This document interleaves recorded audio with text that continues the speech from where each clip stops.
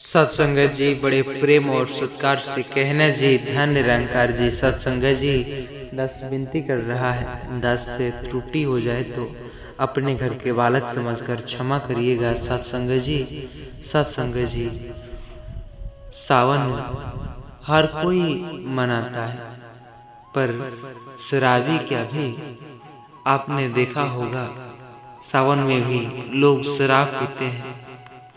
सावन यह महीना हिंदू धर्म में शिव भक्ति आत्मशुद्धि का प्रतीक माना जाता है।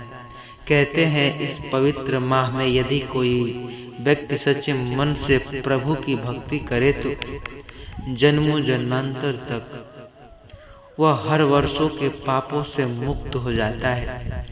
लेकिन अगर कोई इस पवित्र का अपमान करके, खासकर शराब पीने वाले जैसे नशे में जो सावन व्रत करने वाले, सावन मनाने वाले, उनका जीवन जो कि उलझनों में, अभिशाप और बर्बादी में फंस सकता है। लेकिन एक सच्ची घटना जो आपको मैं सुनाने जा रहा हूँ, आज की एक ऐसे व्यक्ति की कहानी बताऊंगा जो सच्ची घटना पर आधारित। सत्संगत जी, सावन के महीने में शराब पीने को मजाक समझा और फिर जो साथ उसके हुआ, पूरे गांव को, पूरे सत्संग महल को झकझोर कर रख दिया। सत्संगत जी, यह केवल कहानी नहीं, यह एक चेतावनी भी है सभी के लिए। यह अनुभव है, यह सतगुरु की कृपा और अंधविश्वास से निकलने की असली सच्चाई है। सत्संगत जी, अक्सर आपने भी तो देखा ही होगा। लेकिन चलिए बिना कीमती समय आपका नष्ट न करते हुए कहानी की ओर आगे बढ़ते हैं। उससे पहले चैनल पर नए हुए सब्सक्राइब करिएगा सत्संगत जी। और हाँ, इस वीडियो को भगा कर देखने की कोशिश न करिएगा, क्योंकि हम किसी भी चीज को भगा कर देखते हैं या फिर आधा अधूरा ज्ञान लेते हैं तो विनाश होता है। वैसे ही आप इस वीडियो को भगा कर देखेंगे तो पाप लग सकता है। सत्संगत जी, सत्संगत जी, आइए कहानी की ओर बढ़ते हैं। बिहार के सारण जिले के एक छोटे से गांव धवलपुर में रहने वाला रामविलास नामक व्यक्ति, उम्र लगभग 47 वर्ष, शरीर जो था भारी भरकम, पर चेहरे पर हर समय थका हुआ। उनकी सबसे बड़ी कमजोरी थी शराब। रामविलास सुबह उठते ही मंदिर जाता, घंटी बजाता और हर हर महादेव का नारा लगाता। फिर मंदिर के ठीक बाहर बैठकर शराब की बोतल खोलता और पीता। लोग हंसते थे, कुछ डरते थे, पर रामविलास तर्क का बड़ा साफ था। भोले बाबा को वो जो खुद भांग धतूरा लेते हैं, मैं अगर थोड़ी सी चढ़ा लेता हूँ तो कौन सा पाप कर रहा हूँ। लेकिन क्या होता है उसके साथ, आइए कहानी में आगे सुनते हैं। सत्संगत जी, उसकी यह बात गांव के बहुत लोगों को प्रभावित करने लगा। वे धीरे धीरे कई नौजवानों को भी कहने लगे, सावन में थोड़ा पी लो, शायद बहुत दिन हो गए। लेकिन अब सब ज्यादा दिन नहीं चल पा सका। सावन की नागपंचमी की रात थी, पूरी गांव पूजा में व्यस्त था। उस दिन रामविलास ने न सिर्फ शराब पी, बल्कि पूजा थाली में भी भांग मिलाकर शिवलिंग पर चढ़ा दिया। रात को रामविलास को एक भयानक सपना आता है। एक विशालकाय नाग उसके शरीर के चारों ओर लिपटा हुआ होता। नाग के चेहरे पर एक त्रिशूल बना हुआ था और वह गरजने के साथ ही साथ वह कह रहा था, भोले का नाम लेकर तू पाप कर रहा है।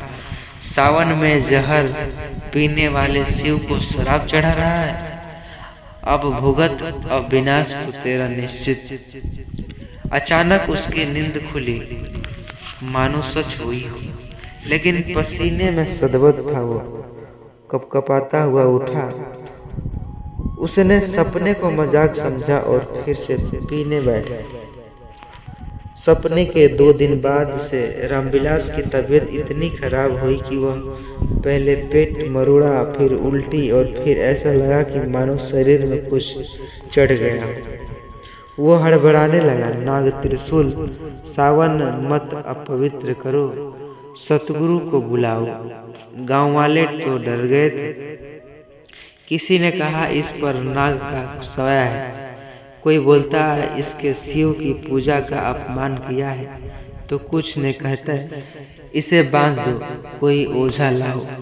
रामविलास की पत्नी मालती रोती गिड़गिड़ाती रही, लेकिन गांव में पंडित ने मना कर दिया, जो व्यक्ति सावन में नशा करे उसका कोई इलाज नहीं। उसी समय गांव में सतगुरु निरंकारी मिशन हो रहा था, सत्संग हो रहा था।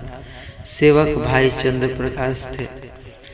वो गांव के प्रेम, संयम और निरंकारी प्रभु की महिमा समझने आए थे। जब उन्हें रामविलास की बात की पता चली तो उन्हें कहा, जिस शरीर में प्रभु का नाम नहीं वहाँ पाप निवास करता है। नशा उस नजदीकी को बुझा देता है जो आत्मा से प्रभु को जोड़ता है। रामविलास को उठाया गया और सतगुरु के शरण में ले जाया गया। उसकी हालात बेहद खराब, आंखों उल्टी और मुंह में झाग, शरीर से पसीना छोड़ रहा था। भाई सत्य प्रकाश जी ने जो सिर्फ इतना कहा, हे निराकार, ये तेरा अंश है, इसे पहचान दो, इसे जीवन को दो और इसे प्रकाश दो। फिर उन्होंने रामविलास के कान में सतगुरु बाबा हरदेव सिंह जी के बातों को अनुसरण किया। महाराज के वचनों को सुनाया गया। वचन जो नाश कोई भी हो, शराब का, अहंकार का या विश्वास का, अगर यह आत्मा की मृत्यु का मार्ग हो जाए। अगले दिन जब सूरज निकले, गांव वाले की आंखें फटी की फटी रह गई। रामविलास अब पूरी तरह ठीक हो चुका था। न कोई झटका, न कोई घबराहट, न कोई बड़बड़ाहट, और वो चुपचाप बैठा था हाथ जोड़कर और प्रार्थना कर रहा था। मैं सावन को अपवित्र मान किया, मैं भोले का भक्त नहीं, पापी था। लेकिन आज मैंने सतगुरु के दर्शक से जाना कि भोलेनाथ बाहर नहीं मेरे अंदर है। उसने शराब की बोतल उठाई और गांव के चौराहे पर जाकर तोड़ डाली। रामविलास की यह घटना पूरे गांव में चर्चित हो गई। जो युवा पहले उसके साथ बैठकर पीते थे वो अब सत्संग में आने लगे। मालती, जो अपने पति के कारण हमेशा दुखी रहती थी, अब वह सेवा में लगी रही थी। गांव के मंदिर में अब शराब की जगह अंतरात्मा की रोशनी जलने लगी थी। सत्संग जी, रामविलास आज भी हर सावन में एक ही बात कहता, सावन वो नहीं जो कि सिर्फ बेलपत्र चढ़ा दो, सावन वो नहीं जब हम तुम अपने अंदर बैठे शिव को पहचाने, शराब का नफरत करे और लालच ये तो जहर है। सत्संग जी, तो जो हमें सिखा रहा है वो सबसे ज्ञानी होता है। तो प्लीज इतने सब सुनाने के लिए सतगुरु ने मुझे नया जीवन दिया है। शराब ने मुझे मरोड़ करके रखा था, अब छोड़ दिया है। तो सत्संग जी, इस कहानी से निष्कर्ष यह निकलता है कि अगर हाँ इस विनाश है, तो यदि हम शराब और अंधविश्वास भक्ति में डूबे रहे तो ये भी खराब है। उधार भी हो यदि हम सतगुरु की राह पर चले तो जो नशा को त्याग देगा। सत्संग जी, तो जरूर जो आसपास जैसे लोग जो नशा करते हैं उनसे दूर रहिएगा। सत्संग जी, प्रेम और सत्कार से कहना जी, धन निरंकार जी। चैनल पर नए होंगे सब्सक्राइब करिएगा और हाँ, इस वीडियो को लोगों तक जरूर पहुंचाइएगा। सत्संग जी, प्रेम और सत्कार से कहना जी, धन निरंकार जी। अक्सर आपने जैसा कि देखे हर साल सावन मास के शुक्ल पक्ष की पंचमी तिथि को मनाई जाती है नाग पंचमी, जिसमें लोग सांपों की पूजा करते, उन्हें दूध चढ़ाते, और मानते कि ऐसा करने से संपत्ति, संतान, सुख और सुरक्षा प्राप्त होती है। लेकिन क्या आपने भी कभी सोचा है कि सचमुच नाग देवता दूध पीते? क्या नाग पंचमी पर गलती से भी कोई पाप हो जाए तो विनाशकारी हो जाएगा? क्या कुछ कर्म इस दिन करने से लक्ष्मी कृपा प्राप्त होती है? जानेंगे सब कुछ इस वीडियो में साथ संगत जी, और ये भी जानेंगे कि वो 5 गलती न करे नहीं तो विनाश होगा। साथ संगत जी, तो आइए एक ऐसी कहानी के साथ समझेंगे इस वीडियो को, जो कि एक ऐसी सच्ची घटना जो सिर्फ एक गलती से उजड़ गए एक पूरे परिवार की कहानी है। सच्चाई है, सच्ची घटना पर आधारित कहानी है। जरा गौर से सुनिएगा सत्संगत जी। लेकिन वही सतगुरु निरंकारी की कृपा से अंत में वह परिवार कैसे बना करोड़पति, यही कहानी आपके सुन करके आपके रोंगटे खड़े कर देगी। तो आइए बिना देरी किए कहानी की ओर बढ़ते हैं, और चैनल पर नए होंगे तो सब्सक्राइब करिएगा। साथ संगत जी, वीडियो को छोड़ कर देखने की गलती ना करिएगा, क्योंकि हमें कोई भी विचार हो, हमें कोई भी कहानी हो, चाहे कोई भी कार्य हो, हमें आधा अधूरा नहीं सुनने चाहिए, नहीं तो पाप भी लगता है। साथ संगत जी, तो आइए पूरा सुनते हैं इस कहानी को। 19 जुलाई की सुबह शिवलाल के घर में हलचल मची हुई थी। रेखा ने नाग पंचमी पर पूजा की तैयारियां कर ली। दूध, दही, खूब दोगी, दूब घास, कुसा। लेकिन पहली गलती वही हुई, पहली पाप रेखा ने। गांव की मान्यता थी कि नाग पंचमी के दिन दूध पहले नाग को चढ़ाना चाहिए, बाद में खुद पियो। लेकिन रेखा ने हंसते हुए कहा, ये सब अंधविश्वास। लेकिन गांव की एक बूढ़ी महिला बोली, जिस घर में नाग पंचमी के दिन दूध की बेअदबी होती है, वहां नाग देवता रुष्ट हो जाते हैं। पर क्या सच्चाई है, आइए कहानी में आगे सुनते हैं। रामू के खेत में तो गया था वो, एक छोटा सा नाग बैठा था। वह डर के मारे रामू ने उस पत्थर फेंका उस पर, और दूसरा पाप लगा। नाग पंचमी के दिन सांप को मारना भी महापाप माना जाता है। गांव के तांत्रिक गुरु ब्रह्मदास बोले, अब शिवलाल का वंश खत्म होगा, क्योंकि वह 5 नागों का श्राप लगेगा। रेखा ने पूछा, ये कैसी बातें कर रहे हो बाबा? उन्होंने कहा, 5 गलती करोगे 5 नाग आएंगे, एक एक कर सब ले जाएंगे। रेखा ने नाग देवता को जो दूध चढ़ाया वहीं वापस लाकर घर में सबने पी लिया। और तीसरा जो पाप है, देवताओं को अर्पित किया गया प्रसाद यदि अशुद्ध हो जाए या वापस ग्रहण कर लिया जाए तो वह अपवित्र का कारण बन सकता है। उस रात घर में सांप दिखाई दिए। रेखा चीख पड़ी, बच्चों को दूसरे कमरे में ले जाया गया, लेकिन सांप कुछ नहीं बोले, जैसे वह बस देखते रहे, चेतावनी देते रहे। अब शिवलाल डर के मारे वह ब्रह्मा ज्ञानदास के पास गया। उन्होंने कहा, जो 5 नागों की पूजा करवानी होगी, एक रात तुम्हें जंगल में जाकर कच्चा दूध, नारियल और कपूर से हवन करना होगा। इतना सब टोटके बताने के बाद शिवलाल गया, पर डर के मारे आधा हवन छोड़कर ही भाग आया। और चौथा पाप, अधूरी पूजा, यानी देवता को बुलाया पर सत्कार नहीं किया, यह देवता का अपमान किया।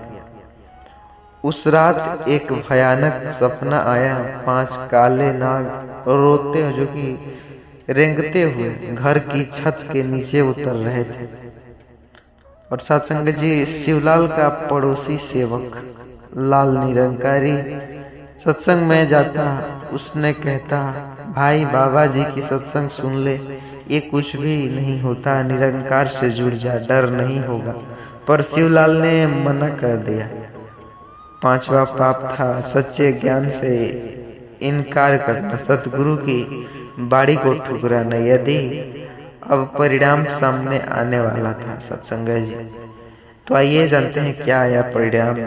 3 दिन बाद मालती, जो 12 साल की, तबीयत अचानक उसकी खराब। डॉक्टर ने कहा कोई जगह जहर का असर है। फिर रामू को तेज बुखार। तो एक बाद में रहस्य आई कि घर में आग लगी, खेत की फसलें जल गई, पशु बीमार पड़ने लगी। लोगों ने कहा यह सब नाग श्राप है, ब्रह्मदास बाबा ने कहा था। लेकिन एक दिन सेवक फिर आया और बोला, शिवलाल बस चले तो सतगुरु निरंकारी सत्संग में बाबा जी ने कहा, जो भी निरंकार को जान लेता है उसका डर समाप्त हो जाता है। अब वह थक हार कर शिवलाल चढ़ गया। सत्संग में एक जो कथा हो रही थी, नाग पंचमी के नाम पर जो डर फैलाया जाता वह मूर्खता है। जब तक आत्मा को निरंकार से जोड़ते नहीं, कोई पूजा तुम्हें नहीं बचा सकती। शिवलाल की आंखें भर आई। उसी दिन जो सतगुरु से ब्रह्मज्ञान प्राप्त किया। सतगुरु से ब्रह्मज्ञान लेने के बाद सब कुछ बदल गया।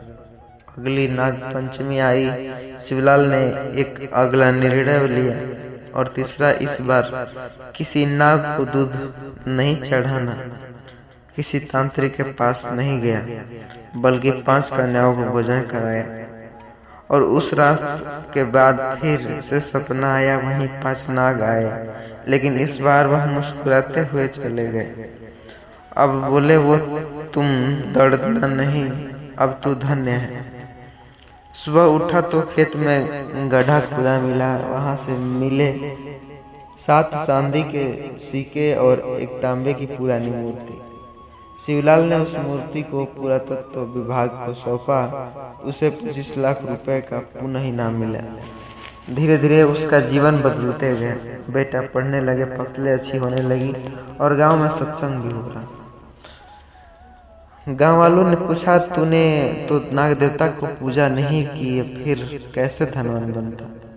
उसने मुस्कुराकर कहा, मैंने नागों से नहीं, निरंकार से नाता जोड़ा था। नाग पंचमी का उद्देश्य है सत्संग जी, हर नहीं, प्राकृतिक से प्रेम करिए। पर आज लोग पूजा में दिखावा, तंत्र मंत्र, झूठ और भय फैलाने वाले कारण है सत्संग जी, इसी में उलझे रहते हैं। निरंकारी विचार यही सिखाते हैं कि नाग पंचमी पर 5 गलती मत करना, दूध को व्यर्थ न करना, सांप का नुकसान, झूठे बाबा के चक्कर और अंधविश्वास में प्रसाद, और निरंकारी से दूरी। मात्र इन सभी से बचे रहेंगे तो आप बच जाएंगे। सत्संग जी, आशा करता हूँ यह वीडियो थोड़ा सा ही पसंद आई होगी, तो वीडियो को लाइक करिएगा, चैनल को सब्सक्राइब करिएगा। सत्संग जी, प्रेम और सत्कार से कहना जी, धन्य निरंकार जी।